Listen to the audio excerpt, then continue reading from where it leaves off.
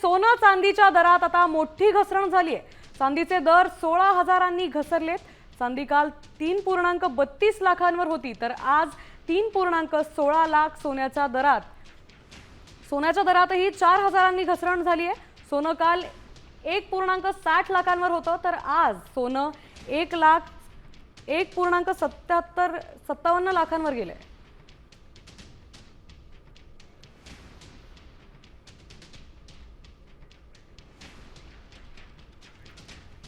तर सोनं आणि चांदीच्या दरात गेल्या आठवड्यापासून वाढ होत होती, मात्र कालच्या दरापासून आज चांदी 16,000 घसरली आहे, तर सोन्यातही आज घसरण पाहायला मिळते। चांदी काल 3.32 लाखांवर होती, तर आज 3.16 लाखांवर चांदीचा दर गेलाय।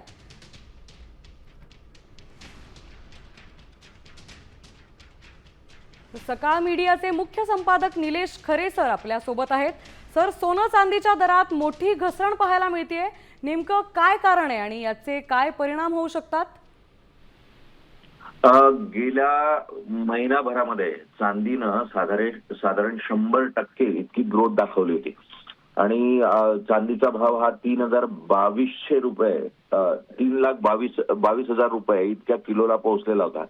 तर सोनं जे आहे ते साधारण 1.5 लाख रुपये 10 तोळा इतक्यावर पोहोचलेलं होतं। आज सकाळी एक मोठा भूकंप हा सोनं आणि चांदीच्या गुंतवणूकदारांसाठी होताना पाहायला मिळालेला आहे। आतापर्यंत सकाळी साधारण 7-7.5% बाजारामध्ये मोठ्या प्रमाणावर तूट पाहायला मिळाली होती बाजारामध्ये, सोन्याच्या बाजारात आणि चांदीच्या बाजारात। आता चांदीचा बाजार जो आहे तो 13.5% इतका पडलेला आहे। 13.5% अत्यंत रेकॉर्ड स्वरूपाची पडझड जी आहे ती चांदीमध्ये पाहायला मिळते आणि त्यामुळे चांदी ही पुन्हा 3 लाखाच्या आत येऊन साधारण 2,75,000च्या आसपास आत्ताचा भाव किलोला पाहायला मिळतोय। त्यामुळे सोनं आणि चांदीमध्ये ज्यांनी गुंतवणूक गेल्या महिनाभरामध्ये 2 महिन्यामध्ये केली होती, की जे फक्त फायदा म्हणून बघत होते या सगळ्या व्यवहारांकडे, त्यांना एक मोठा नुकसान हे होताना पाहायला मिळतंय। सोन्याचा जो भाव आहे तो साधारण आता 9.5% ते 10% इतका कमी झालेला आहे। म्हणजे 1,50,000 रुपये जो प्रति तोळा 10 ग्रामसाठी म्हणून सोन्याचा भाव होता तो आता खाली आलेला आहे आणि तो आपल्याला पाहायला मिळतोय 1,35,000च्या आसपास सोनं आपल्याला पाहायला मिळतंय। त्यामुळे ज्यांनी सोन्यात आणि चांदीत गुंतवणूक केली होती त्यांना एक मोठा फटका मिळताना इथं पाहायला मिळतोय।